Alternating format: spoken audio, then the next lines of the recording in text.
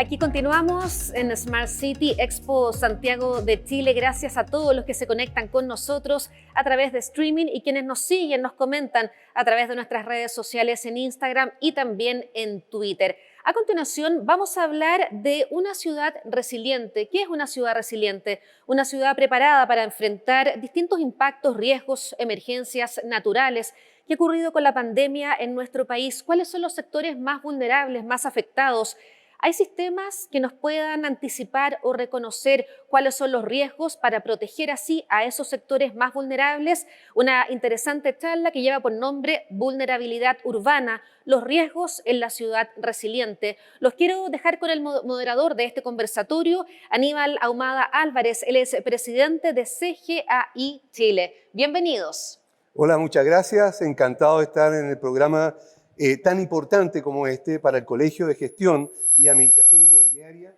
Ha sido un enorme honor tener la oportunidad de participar en este programa y también estar con excelentes expositores, como lo vamos a ir conociendo poco a poco.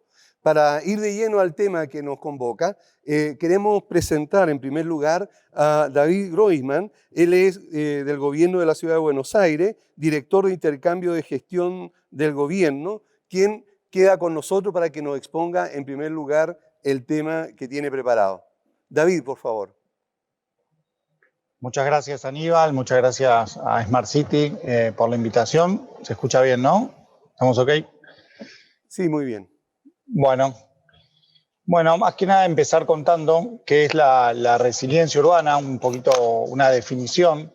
La resiliencia urbana es la capacidad de las personas, comunidades, instituciones, empresas y sistemas que se encuentran dentro de una ciudad para sobrevivir, adaptarse y crecer independientemente de los tipos de tensiones crónicas e impactos agudos que experimentan. La idea acá es quedarnos con tres momentos, ¿no?, de la resiliencia, y me parece que son muy justo ahora en este año de pandemia, y que la resiliencia como término empezó a aparecer y de alguna manera lo escuchamos por todas partes, se puso de moda, y se puede identificar claramente cuáles fueron estos tres momentos, ¿no? La preparación, la adaptación y después el cómo nos reponemos, ¿no? La preparación, en este caso, el impacto, no fue tan tangible, ¿no? Porque llegó de repente y eran pocas las ciudades que estaban preparadas. Pero bueno, ahí tiene que ver cómo nos vamos a recuperar, ¿no? Porque uno ahora puede pensar que se puede empezar a preparar para el próximo evento disruptivo. Y como yo les contaba estas tres etapas, esta es una trayectoria de desarrollo que todas las ciudades de alguna manera u otra planifican. Y la trayectoria de desarrollo es la línea punteada en azul, pero hoy en día, y como nos pasó a todas las ciudades del mundo, recibimos un fuerte impacto, ¿no? Y ese fuerte impacto puede movernos de esta senda de desarrollo y nos lleva hacia abajo, ¿no? Hacia donde estamos ahora en ese punto de inflexión, inferior. Entonces, el problema es ahora en la adaptación. ¿Cómo nos vamos a reponer, ¿no? ¿Cómo nos vamos a recuperar de eso? Y todo el proceso de adaptación y todo el proceso de recuperación es lo que nos va a llevar a que después estemos por encima de la línea azul o por debajo en esa línea negra punteada donde nadie quiere estar. Bueno, ¿qué quiere decir tener una estrategia de resiliencia para una ciudad, no? Bueno, una estrategia de resiliencia básicamente se trata por empezar a planificar de una forma diferente, ¿no? Uno, en general, en cada una de las ciudades donde ustedes habitan y de algunos funcionarios donde trabajan, la forma de planificar es en función de, bueno, cuáles son los planes de futuro, cuáles son los problemas que uno quiere resolver. Bueno, en una estrategia de resiliencia se empieza al revés. Se identifican primero cuáles son las tensiones crónicas y cuáles son los impactos que uno identifica a futuro, dentro de 15 años, dentro de 20 años, cuáles son los impactos y los problemas que vamos a tener a futuro. Y en función de eso, por ejemplo, en la Ciudad de Buenos Aires, cuando se hizo ese ejercicio, surgieron el cambio climático, la desigualdad de género, desarrollo territorial desigual, dificultades en el acceso a la vivienda, bueno, y en función de eso se hacen todos ejercicios con la comunidad, no solo con el gobierno, para entender cuáles son los proyectos que uno tiene que hacer para poder solucionar eso. Y el segundo punto, que lo estamos viendo acá en el marco de resiliencia de Buenos Aires, hay que tener una mirada holística, una mirada totalmente global para poder entender cuáles son las dificultades. Y no es una mirada sobre un sector en particular, ¿no? Los riesgos y la resiliencia se desarrollan en conjunto.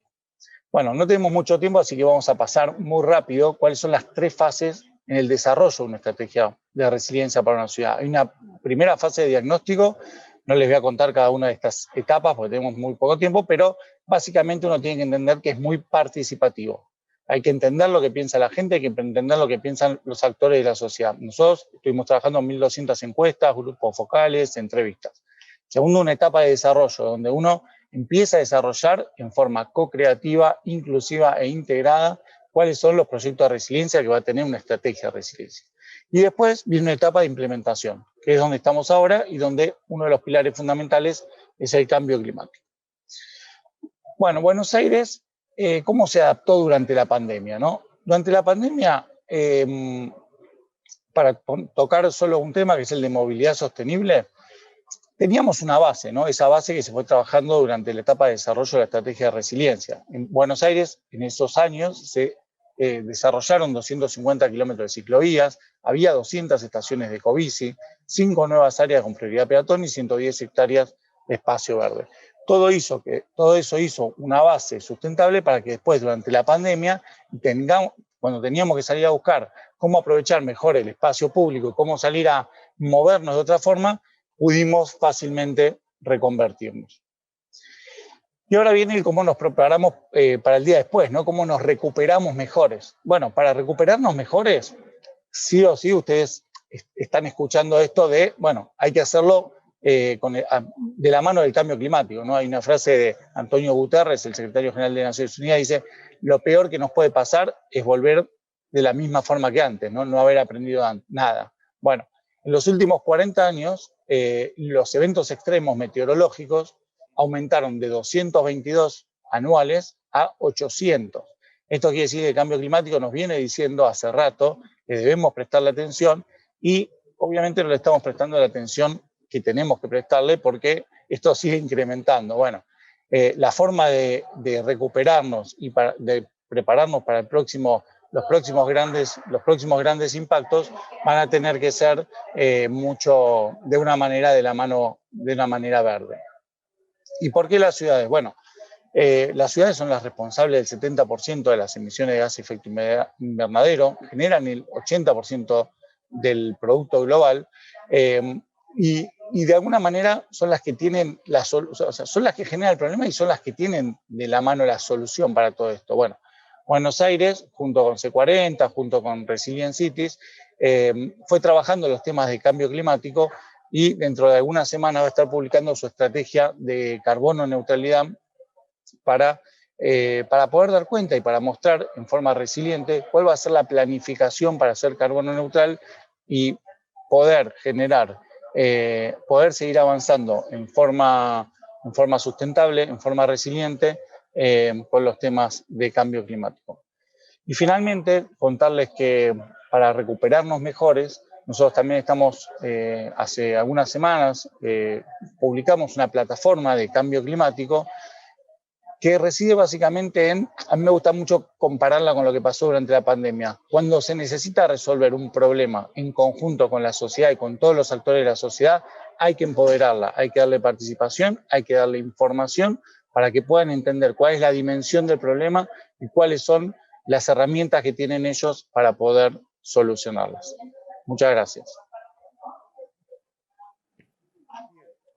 Muchas gracias, David. Entendemos perfectamente lo importante que es el ejecutar este trabajo, especialmente en una ciudad como Buenos Aires.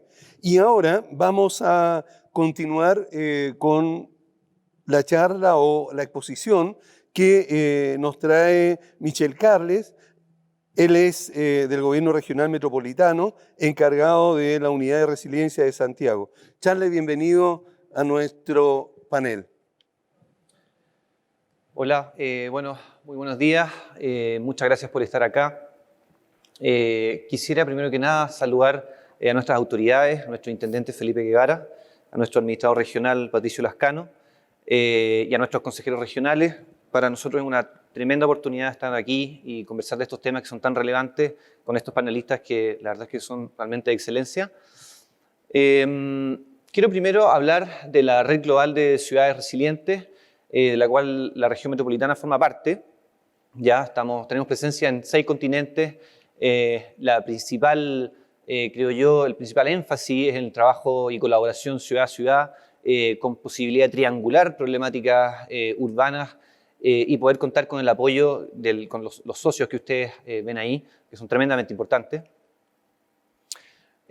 Contarles también que la región metropolitana tiene una estrategia de resiliencia, ya que es el plan de acción de la Estrategia Regional de Desarrollo, la cual está aprobada por nuestros consejeros regionales, por el CORE. En este momento estamos en un proceso de actualización de esta estrategia. Por supuesto, hay un cruce bibliográfico con todas las herramientas e instrumentos validados a nivel intersectorial en la región, con 6 pilares. Los voy a mencionar porque es importante que lo tengamos en mente, porque después voy a conectar ciertos temas con estos pilares: el pilar de movilidad, ¿ya? El pilar de medio ambiente, seguridad, gestión de riesgo, desarrollo económico y equidad social, ya con ciertos principios que son transversales como gobernanza, ética y equidad de género. Y por supuesto hemos hecho el cruce con los objetivos de desarrollo sostenible, con el fin de tener una herramienta potente para la gestión sustentable de la región. Esto es más o menos para que vean en términos metodológicos cómo opera esta estrategia. Tiene 6 pilares que ya están mencionados y que ustedes pueden ver en la pantalla, con 25 objetivos y una bajada a acciones. Ya, como ya mencioné, este es el plan de acción de la Estrategia Regional de Desarrollo. Para enmarcar esta conversación dentro de lo que hemos estado conversando, y de hecho agradezco mucho a David por su introducción. De hecho, David es mi colega, mi símil, la Oficina de Resiliencia de Buenos Aires, y él explicó muy amablemente la terminología y la definición de resiliencia. Pero, ¿qué pasa con la ciudad y los escenarios adversos? Hoy día nos encontramos frente a esta situación, ¿cierto? Tenemos a mano izquierda arriba el plan de acción, ¿cierto?, con sus líneas estratégicas.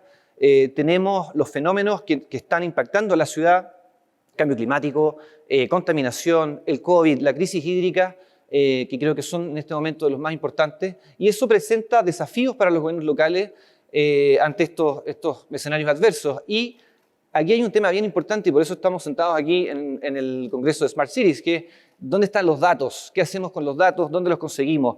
Y ahí hay una gran observación que tiene que ver con los datos disgregados, ¿ya? A nivel institucional, tanto público como privado. Estos datos no están concentrados en un solo punto y, por lo tanto, en términos de gestión, tenemos que obviamente coordinarnos con cada una de estas entidades. Yo creo que este congreso abre una oportunidad para discutir con respecto a cómo integramos estos datos, ¿ya? Como pueden ver ahí, hay una imagen de una ciudad ahora que ha cambiado con 0101, que es básicamente el lenguaje básico de los datos, ¿cierto? Y ahora estas nubes que ven ahí, las gotas de lluvia ya no son gotas, sino que también son números. Entonces aparece la oportunidad de captar estos datos y de poder generar una conversación y que todos estos datos empiecen a calzar de forma coherente para luego insertarlos dentro de nuestros instrumentos de planificación y de gestión a nivel local. Entonces ahí se ven en esa imagen todas estas pequeñas líneas que empiezan a conectar cada uno de los datos. Quiero mencionar un tema importante. El gobierno regional y a través del CORE ha aprobado un proyecto por 3.000 millones de pesos, que es un centro integrado de gestión regional, ¿ya? Este centro integrado tiene justamente 3 ventajas, objetivos principales, que es la gestión estratégica integrada de los datos a escala regional, justamente por los temas las observaciones y la tesis que puse anteriormente, la toma de decisiones sincronizada y coordinada en el territorio, que es sumamente importante para justamente llevar a cabo el tercer punto, que es la reacción en tiempo real frente a los desafíos de la ciudad. Entonces, por lo tanto, aquí hay un ejemplo, tenemos el plan maestro de ciclovías, y abajo se ven ciertos criterios que van a entrar en la base de datos, ¿cierto? Por ejemplo, los diferentes criterios de la base de datos en sí, la participación ciudadana, que es muy importante, que también la mencionó David, las diferentes aplicaciones que puedan tener los ciudadanos, las ciclovías construidas, los accidentes, ¿ya? que de hecho quisiera mencionar que es otro tema que tiene que ver con esto, que es el tema de movilidad. La otra vez tuvimos una conversación con la ciudad de Cali en un seminario sobre movilidad y pandemia, y se había observado que al tener las calles menos autos, los autos han tenido obviamente todo lo que han querido hacer en términos de velocidad, han aumentado los excesos de velocidad y han bajado el número total de accidentes para peatones y ciclistas. Sin embargo, las víctimas fatales han aumentado. Entonces, obviamente, al estar las calles despejadas, eso plantea un desafío, y por eso, de hecho, nuestra ministra de Transporte ha implementado un plan de seguridad vial para justamente contrarrestar esas problemáticas. Entonces, esta herramienta de integración de gestión regional tiene la posibilidad de mejorar la planificación en términos de ciclovías. Por ejemplo, podemos focalizar donde hay más accidentes, por ejemplo, para los ciclistas. Podemos reforzar y mejorar la inversión para tener una reacción en tiempo real a estos problemas. Quiero también mencionar la importancia para nosotros de la crisis hídrica dentro de la región metropolitana, que está impactando fuertemente. De hecho, el gobierno regional ahora, en conjunto con un gran número de actores, y de hecho tenemos aquí a Marta Colet, la gerente general de Aguas Andinas, como socio del Fondo de Agua. Hemos creado un Fondo de Agua Santiago Maipo, que es una corporación público-privada que genera una gobernanza enfocada en la seguridad hídrica de la cuenca del Maipo. Como pueden ver, al centro de esta imagen ahí está el plano de la cuenca del Maipo, con ejes estratégicos que son 6, los voy a mencionar brevemente, que es la gestión de la información, como les dije, y de nuevo tiene coherencia con lo que hablaba recién. Aquí también en los temas de gestión hídrica y para la eficiencia hídrica, los datos también están diseminados en todas estas instituciones y así ha sido hasta ahora. Pero aquí hay una oportunidad, gracias a este fondo, ¿cierto?, de recolectar y concentrar la gestión de la información en una sola gobernanza, lo cual abre muchas oportunidades para la eficiencia en la gestión hídrica. Por lo tanto, los ejes, por supuesto, el primero ya lo mencioné, el segundo, la protección de los cuerpos de agua, el tercero, la eficiencia de los recursos hídricos, ¿ya? Estos temas están interconectados también. Buena gestión de la información también va a repercutir en buena eficiencia de los recursos hídricos. Gestión de riesgos, cultura del agua y ordenamiento territorial. Con esto quiero cerrar. Quiero hablar de la relación que podemos tener, la oportunidad que podemos hoy día construir con respecto a esta gestión de los datos, el bienestar territorial y las amenazas climáticas. Ustedes pueden ver acá una imagen que es el índice de amenazas climáticas del último informe de riesgos climáticos de la Seremi de Medio Ambiente, y van a ver a su derecha todos estos planos que dicen, en fondo, que entregan datos con respecto a los incendios, las inundaciones, las olas de calor, las remociones en masa y la sequía.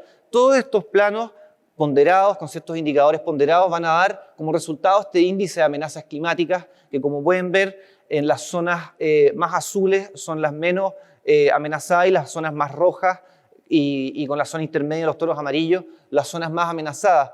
Y podrán ver también que a su mano izquierda, abajo en la pantalla, está el indicador de bienestar territorial, que también es un plano que está construido en base a 35 indicadores diferenciados en diferentes temáticas sociales, económicas, de accesibilidad a servicios, equipamientos, áreas verdes, dentro de la región metropolitana. Van a ver que hay una relación en ciertos sectores, específicamente en los sectores norte y poniente de la ciudad.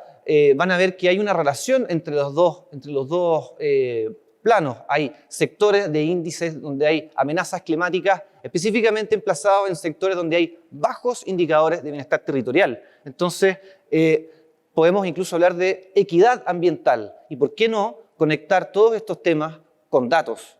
¿Ya? ¿Por qué no poner la tecnología ya mencionada con respecto a este Centro Integrado de Gestión Territorial o Gestión Regional a merced de la equidad social y la equidad ambiental para la región metropolitana, tanto para el sector rural como para el sector urbano? Con esto termino y agradezco este espacio de conversación. Muchas gracias. Bueno, gracias, Michelle, por la exposición. De verdad que nos queda muy claro y creo que hasta debemos agradecer el esfuerzo y el trabajo que está haciendo, en este caso, el gobierno regional para tratar temas que están directamente relacionados con nuestro bienestar, con la vida aquí en el área metropolitana. Así que muchísimas gracias por las aclaraciones. Vamos a dejar ahora a Marta Colet. Ella es gerente general de Aguas Andinas y tiene temas que son de verdad bastante importantes, que nos va a exponer, y los que somos, sobre todo, ¿verdad?, del área metropolitana, escuchémosla atentamente. Por favor.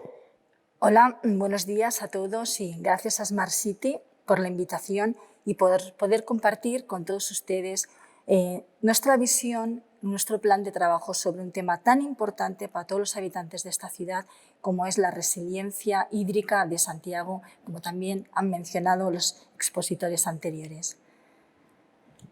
Hoy contamos en Santiago con una ciudad resiliente porque hasta la fecha hemos cumplido con lo que son las necesidades más apremiantes. ¿A qué me refiero? En estos últimos 20 años hemos conseguido un 100% de cobertura en agua potable, también un 100% de la cobertura en alcantarillado y, lo que es más importante, hemos conseguido tratar el 100% de las aguas servidas de la ciudad. Esto ha sido un hito importante que se ha conseguido en un plazo muy breve, en algo más de 10 años, y que ha representado una inversión de más de 1.200 millones de dólares. Y tenemos que tener en cuenta que la ciudad ha crecido, de hecho ha experimentado un aumento, el área de concesión de más del 10% y la población, a su vez, casi un 50%. Pues bien, este hito, que ha sido tratar el 100% de las aguas servidas de la ciudad, han permitido una profunda transformación de la ciudad. Aquí vemos en estas imágenes lo que era el río Mapocho con todas las descargas o el zanjón de la Guada y en los espacios públicos que se han convertido hoy.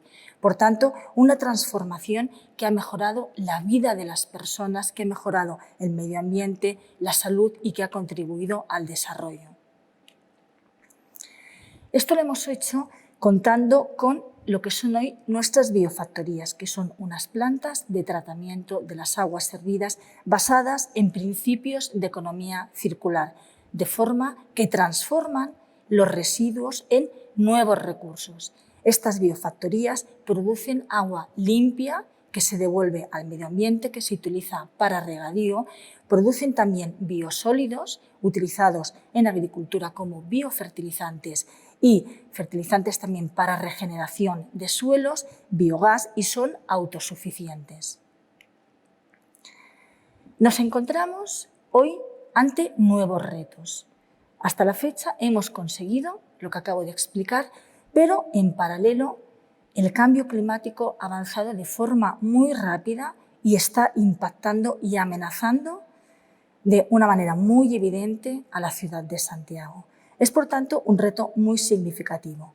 Hoy contamos con agua de calidad, agua segura, es un referente Chile en toda la región, pero sin embargo debemos enfrentar la emergencia climática, que supone una amenaza importante para la seguridad del suministro en la ciudad durante los próximos años. Para ello, en Aguas Andinas hemos adaptado nuestra estrategia para poder aportar nuevas fuentes para aumentar la redundancia del sistema y la resiliencia. ¿Qué estamos haciendo? Hasta la fecha hemos desarrollado inversiones por 150 millones de dólares, pero tenemos hoy un plan de 500 millones de dólares adicionales para enfrentarnos a esta situación y poder superar este reto, esta amenaza de escasez hídrica. Algunos proyectos, algunos ejemplos que estamos desarrollando. Un sistema de 15 pozos en la zona sur del país, en el sector de Lomena, para reforzar el sistema de abastecimiento en el sur. A principio de año inauguramos los megaestanques de Pirque, que nos permiten una autonomía de 34 horas ante eventos de turbiedad, extrema turbiedad, también un efecto del cambio climático. Hemos desarrollado un plan de eficiencia hidráulica para detección de fugas invisibles, incorporando las tecnologías más avanzadas y con unos resultados muy exitosos. De hecho, un tercio del aumento de demanda por el crecimiento en la ciudad se ha conseguido abastecer con los ahorros de este plan.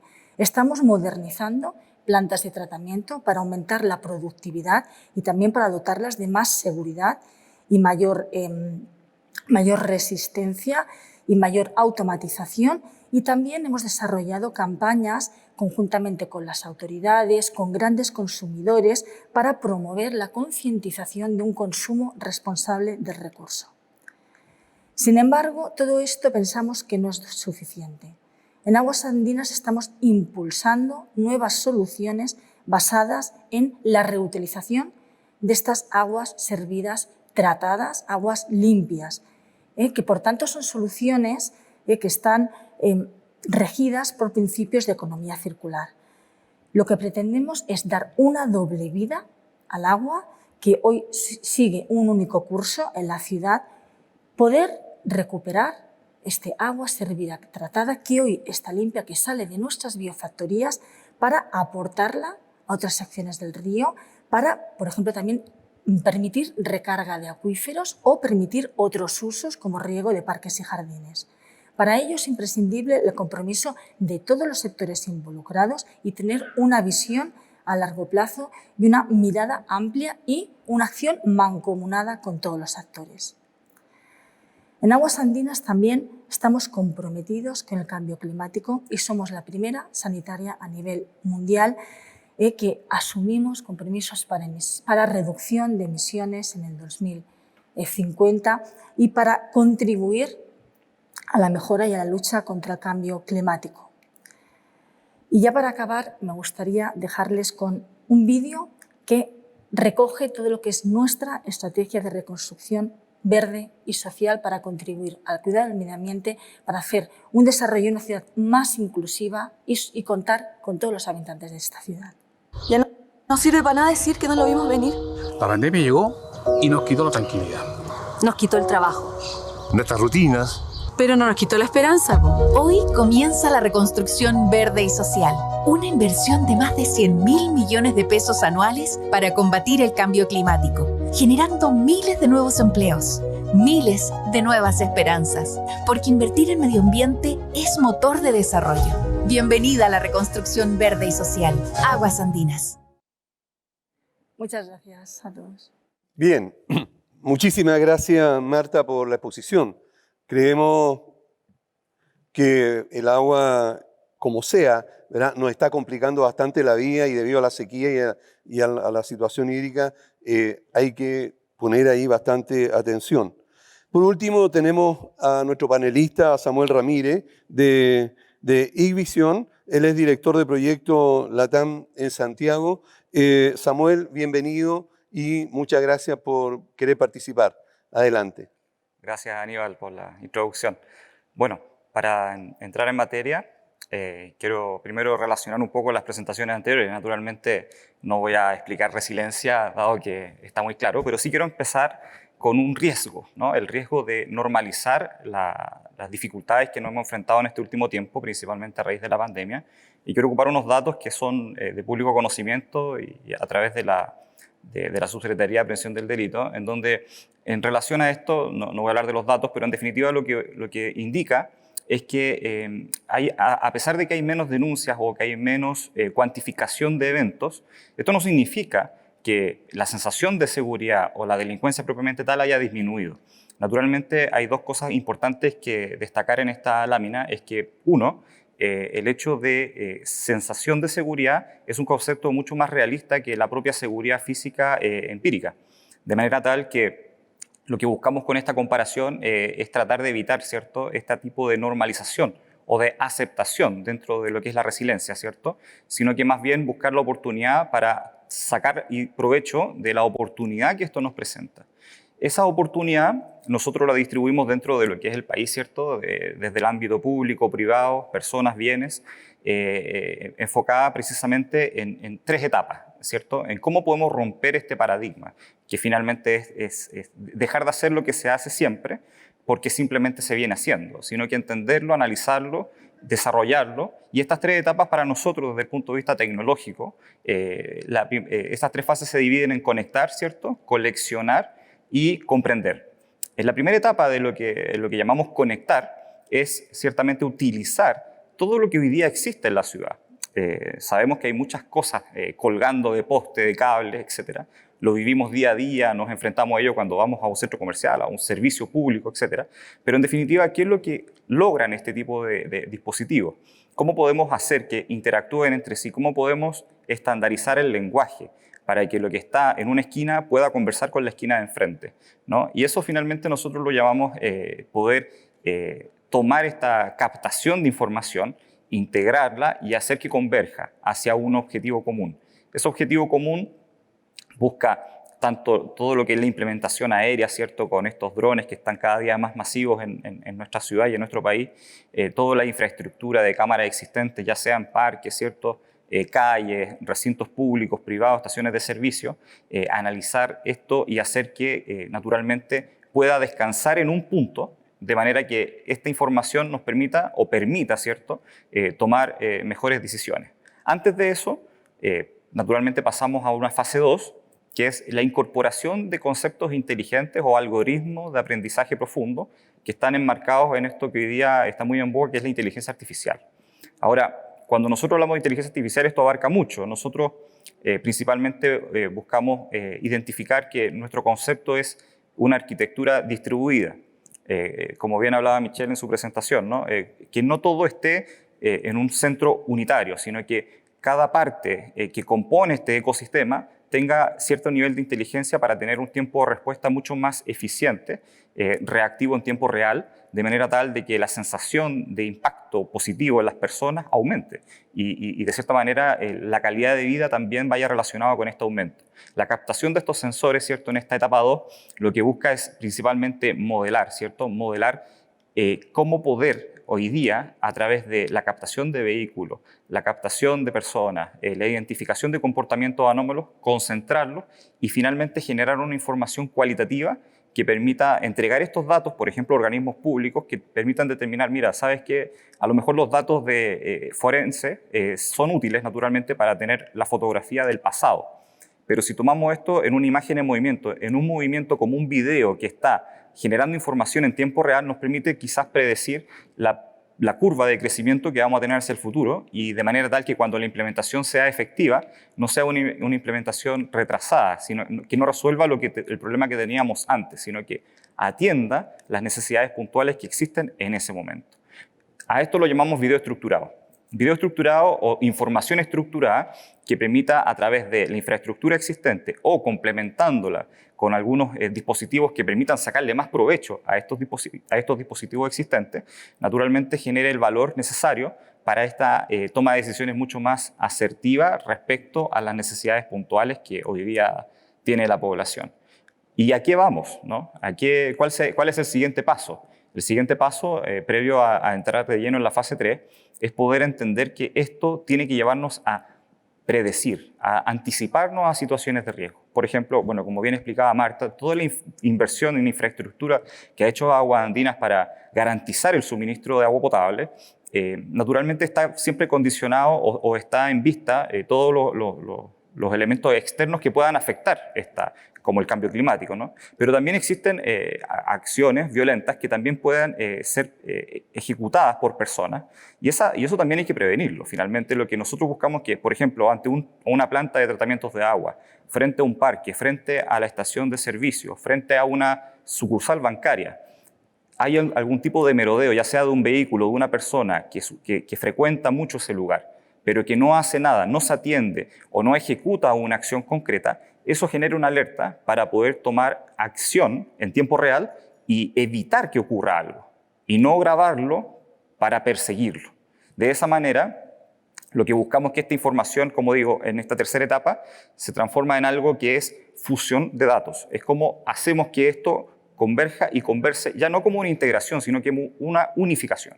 Algo que es parte de un todo, con una arquitectura naturalmente distribuida, en donde la eficiencia de los resultados de esta data permita anticiparnos a eventos no deseados, digámoslo de esa manera, ¿no? Y esto naturalmente trasciende en los conceptos públicos, comercio, organizaciones privadas, parques y municipios, en definitiva, que permita generar un impacto, ¿no?, en las personas, en los bienes y en los servicios. Por otro lado, esta gran información, esta gran cantidad de información, dónde se almacena, cómo se canaliza, ¿no? Hoy día una cosa importante es que gran parte de esta infraestructura no necesariamente tiene que descansar en un lugar o en otro. Esta infraestructura muchas veces ya existe en este concepto cloud, ¿cierto? Estos data centers, que creo que Chile es uno de los más importantes en Latinoamérica, donde las principales compañías de data centers ya alojan infraestructura física en nuestro país, de manera tal que también el concepto de invertir en infraestructura también deje el espacio a la inversión en el servicio. O sea, yo no necesito llenar de fierros o de cámaras una ciudad, siendo que ya existe mucho y que no se saca el provecho. Lo que yo necesito es hacer que esto funcione con un mayor concepto de inteligencia. Y ese mayor concepto de inteligencia tiene que converger en un gran centro de control donde no solo esté monitoreando, sino que las personas estén evaluando que los datos o la información permita tomar mejores decisiones respecto a los intereses propios de un sector u otro. De manera que no es un especialista en cámaras, no solo un especialista en alarma, no solo un especialista en riesgos de incendio, por ejemplo, sino que todo esto, al momento de generar una alerta, pueda vincular acciones que prevengan situaciones de riesgo en un todo, en una sala que converja. ¿Cómo se hace esto, no? Con arquitectura abierta y distribuida. Esto tiene que conversar, no tan solo con lo que existe para yo utilizarlo, sino que lo que uno implementa también sepa conversar con lo que ya existe. Esta comunicación bidireccional es fundamental porque naturalmente todos los escenarios son distintos y hay ciertas particularidades que no podemos desatender. Y sobre ese concepto, las asociaciones globales de tecnología es donde nosotros hablamos del concepto abierto, cómo entregamos estos códigos o estos lenguajes, cómo hacemos que este lenguaje sea el mismo lenguaje que ya conversa un sistema. Y de esa manera poder hacer que esto converja y no requiera, ¿cierto?, transformar en el eslabón débil a la persona, sino que la persona sea quien esté monitoreando y tomando las decisiones adecuadas según la información generada por la tecnología. Y bueno, para terminar, ¿cierto?, para nosotros el concepto de resiliencia, ¿cierto?, los riesgos y las oportunidades, creemos que la adaptabilidad, ¿cierto?, la integración y la convergencia en un solo objetivo es la clave, desde el ámbito de las personas, ¿cierto?, instituciones públicas, privadas. O sea, todos tenemos un grado de responsabilidad y nosotros como Haivision tomamos la responsabilidad desde el punto de vista tecnológico. Estamos disponibles para esto y seguiremos empujando para que naturalmente logre los resultados que todos esperamos, que es tener una ciudad para las personas. Eso, muchas gracias. Muchas gracias, Samuel. Aprovechando de inmediato el impulso, quiero hacerte la siguiente pregunta. Nos comentaste sobre las 3 fases, que es súper importante que podamos aplicar, pero exactamente para el ciudadano común y corriente, ¿cómo se aplica y cómo sería beneficiado él? Como lo mencioné y como creo que también Michelle mencionó, ¿no?, el tema de las etapas. Primero es entender qué hay, ¿no?, es el análisis previo. Para nosotros es tratar de generar qué es lo que existe. ¿Qué es lo que existe y cómo está funcionando o cuáles son sus capacidades máximas? Y de acuerdo a esas capacidades, explotarlas y generar ese valor adicional que no solo significa hoy día una cámara, para hacer un ejemplo mucho más concreto, lo que mira lo almacena. Finalmente, cuando ocurre algo, yo busco esa referencia, ese medio de prueba, pero por ningún motivo me permite tomar una decisión en tiempo real y mucho menos anticiparme. Nosotros creemos que estamos hoy día en esa fase 1 en donde estamos tratando de saber qué pasó para poder estar más cerca de cómo reaccionar. Nosotros lo que buscamos es pasar de tener la información para reaccionar y empezar a modelarla para prevenir. Entonces, finalmente lo que tratamos de hacer es, como te expliqué, entender qué hay, sacarle el máximo provecho y darle un poquito más de exigencia para llegar a ese siguiente nivel. Sería muy interesante lo que tú acabas de decir al poder aplicarlo. Pero, ¿qué significaría aplicarlo? O sea, ¿cómo se puede, que ya estás previniendo de que, tal como ponías el ejemplo, ¿verdad?, hay una persona que está rondando cierto lugar y no está ejecutando una acción cerca de un banco, para poner el mismo ejemplo, ¿verdad? Pero, ¿qué significaría eso? ¿Qué tipo de recurso, tanto tecnológico como horas hombre, digamos, capacidad, digamos, humana para poder reaccionar? Sí, que no existe una frontera de responsabilidad, sino que existe una frontera de colaboración. Por ejemplo, cuando vemos el tema del ejemplo que tú mencionas, una sucursal bancaria, de la puerta para afuera, responsabilidad del municipio. De la puerta para adentro, responsabilidad del privado, en este caso del banco. Pero ¿qué pasa en la frontera? Se delega la responsabilidad. Yo lo que pretendemos con la tecnología es que esa delegación se transforme en colaboración. Por ejemplo, hoy día estamos en plena pandemia y una de las cosas importantes que tuvimos que hacer para adaptarnos a esta nueva realidad fue transformar ciertos algoritmos dentro de nuestro equipo para, en lugar de estar midiendo temperatura perimetral, empezamos a medir la temperatura de la piel de las personas. Entonces, hoy día, como pueden ver en distintos lugares, existen estas cámaras que hoy día mismo en este evento, ¿cierto?, nos controlan con estos dispositivos que no necesitan el contacto. ¿Y qué podemos hacer? Un primer filtro para saber si una persona tiene una temperatura más allá de lo normal. Tenemos la posibilidad de que con esos mismos dispositivos ver si la persona tiene o no tiene mascarilla y ver con ese mismo dispositivo si dentro de un recinto hay más de las personas permitidas por aforo. Entonces, eso es finalmente lo que nosotros buscamos hacer en el caso del control de merodeo, análisis de vehículos, no solo de la placa patente, porque sabemos que cuando existe un portonazo, como bien se llama en Chile, cuando te roban el vehículo de la puerta de tu casa, lo primero que hacen hoy día los delincuentes es sacarle la patente. Yo lo que necesito es entender qué tipo de vehículo, cuáles son las características, la marca, el color, ¿cierto?, las características, para poder hacer una búsqueda mucho más eficiente y lograr su ubicación en un tiempo adecuado, ¿no?, para evitar un siguiente delito, porque sabemos que el robo foco no es que te roben el vehículo, es que eso lo utilizan como herramienta para cometer un siguiente ilícito. Entonces, mientras más pronto lo ubico y lo detengo, estoy evitando una seguidilla de futuros eventos adversos para las personas. Y eso es lo que tratamos de buscar para crear una sensación de seguridad como concepto dentro de lo que es la resiliencia, ¿no? Perfecto, gracias. Marta, dentro de tu exposición, dijiste algo que creo que lo podemos volver a preguntar. ¿Cuál cree que son los principales desafíos que tiene hoy Aguas Andinas para aportar a una ciudad más resiliente desde los servicios medioambientales? Bien, desde luego el reto más importante es asegurar la continuidad del suministro de agua a una ciudad que crece y que se sigue transformando. Entonces, ante esta situación, lo que tenemos que hacer es adaptarnos, lo primero como compañía, yo creo que también con una mirada más amplia, el conjunto de la ciudadanía, las instituciones, autoridades, todos.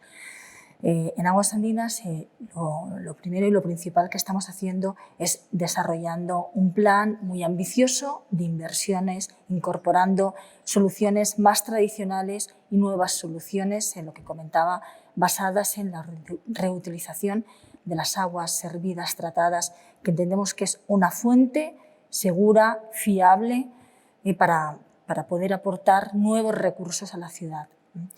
Y creo que es muy importante también ese trabajo colaborativo que se está dando, como por ejemplo es en el Fondo del Agua, que comentaba Michelle, donde se pueden compartir las informaciones, se pueden llegar a consensos para poder impulsar todas estas soluciones. Perfecto. Señalabas lo importante que es la capacidad hídrica, de tener, digamos, suministro por una cantidad de horas, que son aproximadamente...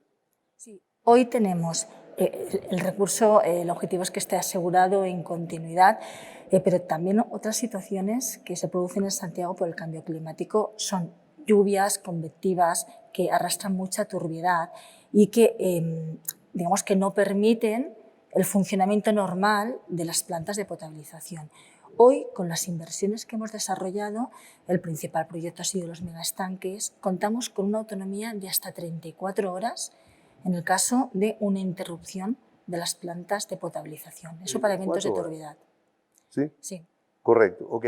Ahora, para Aguas Andinas, ¿cuál cree que ha sido la ventaja del modelo de concesiones para reforzar esta seguridad en la ciudad? Este creo que es un tema muy importante, porque hoy en día que Chile sea el único país de Sudamérica donde se pueda beber con total garantía el agua de la llave no es un tema casual. Esto se ha producido, entre otros, y es posible gracias al modelo que cuenta Chile, que es un modelo que permite el desarrollo y que ha permitido de todas las inversiones necesarias, que ha conseguido también entrada de inversionistas internacionales que aportan, aparte de capital, conocimiento y tecnología. En todo lo que es el reto del cambio climático, como he comentado, requiere muchos más esfuerzos de inversión a futuro y para ello es fundamental tener un marco, un modelo que dé seguridad y que permita que se ejecuten todas las inversiones que necesita la ciudad. ¿Y estas inversiones están disponibles para poder ejecutarlas de acuerdo a las necesidades? Las tecnologías y las soluciones existen, están probadas. Lo que es importante es que haya un consenso, un apoyo y un trabajo colaborativo para que se puedan desarrollar de forma urgente. Ok, ¿y el trabajo colaborativo de quién depende? Yo creo que es un trabajo de todos. En Aguas Andinas tenemos un rol fundamental de impulsarlas, pero también las autoridades se requieren, pues son proyectos complejos que requieren a veces pues, adaptar determinadas regulaciones, la ciudadanía también, en sentido de determinadas concientizaciones sobre el cambio climático. Es un trabajo a largo plazo, colaborativo y de consenso. Ok, muchas gracias. Le vamos a preguntar ahora a David Groisman sobre un tema que también me gustaría que lo pudiera escuchar Michelle para que nos dé la opinión desde el gobierno regional de nuestro país. Por lo tanto, la pregunta sería para los dos. La pandemia del coronavirus ha sido la protagonista este año de la desgracia o la situación que todos hemos vivido. Hemos estado viviendo este año que ha sido bastante complicado, pero también nos ha obligado a la resiliencia. Incluso muchos sin saberlo han ejecutado actos de resiliencia, ¿verdad?, con el propósito de solucionar más de algún problema. Ahora, ¿qué tipo de papel han tenido este tipo de programas en oficina y también como gobierno, como autoridades? David. Sí, muchas gracias, Aníbal. Bueno, ha tenido realmente un papel fundamental y me parece que es fundamental el papel que jugaron previamente las redes que estuvieron trabajando en poder desarrollar oficinas de resiliencia en gran parte del mundo. Como mencionaba antes Michelle, la red que antes se llamaba 100 Ciudades Resilientes y que ahora se llama Global Resilient City Network, estableció 100 oficinas de resiliencia en 100 ciudades distintas en todos los continentes. Y claramente las ciudades que contaban con una oficina de resiliencia y que iban trabajando este tipo de agendas se encontraban mejor preparadas que otras ciudades. Para poner un ejemplo, no solo, a ver, el resultado de esta crisis que todos estamos tratando de superar de la mejor manera posible, yo creo que la única forma de medir el resultado no va a ser solo en cantidad de fallecidos y cantidad de casos, ¿no? Tenemos que ver también después qué pasa con los temas de aumento de pobreza, de desarrollo económico, cómo aumentó la informalidad laboral, cuánto aumentó el abandono escolar, y cómo también pudimos dar soluciones a eso, ¿no? Cómo se pudo dar soluciones al aprovechar la oportunidad para dar un mejor uso al espacio público, o cómo va a ser el resultado final de producto de la pandemia, ¿no? De que al principio hubo una restricción para trabajar más para poder trasladarse en el transporte público, y eso ocasionó que haya gente que se empiece a mover en forma con autos particulares y gente que se empieza a mover movilidad sustentable, bicicletas y caminabilidad. Entonces, después de la pandemia vamos a ver cómo termina eso, ¿no? Si las ciudades logran reconvertir todo eso hacia movilidad sustentable o si aumenta el uso del transporte automotor individual. Si el resultado es el segundo, eso, digamos, no es bueno para nuestra sociedad. Entonces, las oficinas de resiliencia, las ciudades que trabajan los temas de ODS, ¿no?, de Objetivos de Desarrollo Sostenible, o que trabajan más específicamente lo que se llama la nueva Agenda Urbana, que se estableció en el año 2016 en el Hábitat 3, en la Conferencia de Naciones Unidas en Quito, todas estas agendas, me parece que las ciudades que venían trabajando corren con una mayor ventaja, y seguramente es un momento en que todas estas agendas van a tener mayor protagonismo hacia futuro, porque las sociedades se dieron cuenta, y las ciudades y los gobiernos, que es importante trabajarlas no solo con una forma preventiva, sino con una forma de proyectar el bienestar de las ciudades, y eso repercute en la calidad del bienestar de sus ciudadanos. Bien, gracias. Ok. No sé si está bien, te repito la pregunta. Perfecto. Sí, Está perfecto. perfecta la pregunta y Ok. agradezco a David por los comentarios, muy complementarios a lo que pienso decir. Yo creo que la pandemia y este tipo de impactos en la ciudad finalmente tienen repercusiones directas en los sistemas urbanos. ¿Ya? Y por un lado tenemos además a la ciudadanía que reacciona frente a esta crisis, frente a estos eventos adversos, ¿cierto? Yo veo dos oportunidades de trabajo, entendiendo dos categorías dentro de los sistemas urbanos. Primero el transporte, ¿ya? Nosotros hemos estado trabajando en todo lo que podemos reforzar en términos de movilidad activa. Como comentaba, y algunos indicadores muestran que muchas personas se han estado subiendo a la bicicleta por primera vez por tener justamente miedo a subirse al transporte público. Mucha gente está usando los espacios públicos para moverse, están usando en el fondo la peatonalización de todo lo que permita recorrer la ciudad para llegar al trabajo, a los lugares de educación, y eso implica un nuevo modelo de ciudad.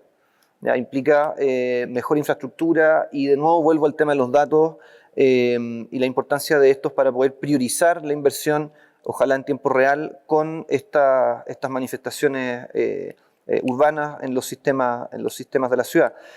Lo otro que veo interesante es la oportunidad en la transformación de los espacios públicos, ya que ustedes mismos han visto en Santiago un gran número de plazas que están cerradas con unas winchas, no se puede usar, cuidado, cerrado, etc. Sin embargo, también hay una relación con la necesidad de las personas de poder usar estos espacios. Los niños están encerrados en las casas con menos actividad física y ya les digo que hay indicadores de salud que hablan de eso y por lo tanto hay un desafío con respecto a cómo volvemos a transformar estos espacios para adaptarnos a las particularidades del COVID. Entonces, yo creo que ahí hay dos oportunidades de diseño, ¿no? O de rediseño, por así decirlo, que es un ciclo continuo al final dentro de los sistemas de ciudad. Claro, estamos aprendiendo todavía, apenas llevamos un año con pandemia y la verdad de las cosas es que todo es experimento. Pero David, en el caso de ustedes en Buenos Aires, ¿han podido implementar algún sistema o tienen la claridad como para implementar algún sistema para que la ciudadanía, digamos, pueda ejecutar o beneficiarse de esta situación sin tener que estar haciendo, como hacen todos los países del mundo, actuando con parches debido a las situaciones que se enfrentan en el mismo momento? ¿Hay ya una proyección de ejecutar alguna acción al respecto? Bueno, la ciudadanía, el gobierno de la ciudad de Buenos Aires se reconvirtió rápidamente los primeros meses o semanas de la pandemia y trazó planes bastante claros al respecto e informó claramente a la población. Me parece que eso fue un acierto. Tuvo un plan muy claro y fue anticipando siempre lo que iba a pasar. Incluso en los últimos meses ya pudo incluso lanzar, y que está público en la página del gobierno, lo que era el plan de puesta en marcha de la ciudad, y eso le permitía, con ese plan de puesta en marcha, le permitía saber a la población cuáles eran semana a semana las actividades que se iban a ir abriendo, y cuándo eran las vueltas a los clubes, cuándo eran las vueltas a los negocios, cuáles iban a ser los protocolos para poder hacer cada una de las actividades. Junto con eso se fueron también abriendo y lanzando plataformas y portales abiertos de datos que permitían informar a la población todo el tiempo. A mí me parece que esas fueron una de las claves en el manejo de la pandemia por parte de la ciudad, porque empoderaba a la ciudadanía y le permitía a la ciudadanía ir sabiendo cómo cuáles iban a ser sus formas de actividades y proyectar lo que iba a poder ir haciendo en los próximos días y semanas. Ok, bien. Bueno, lamentablemente se nos está acabando el tiempo, pero quiero que, por favor, Michelle, en 30 segundos también pudieras contestar lo mismo y me voy a aprovechar en 30 segundos, por favor. Lo mismo, la misma pregunta sobre la autoridad. Digamos, si han podido ejecutar o vislumbrar, digamos, una acción de concreto en beneficio de la ciudadanía. A ver, yo creo que hay dos aspectos que son relevantes en este punto.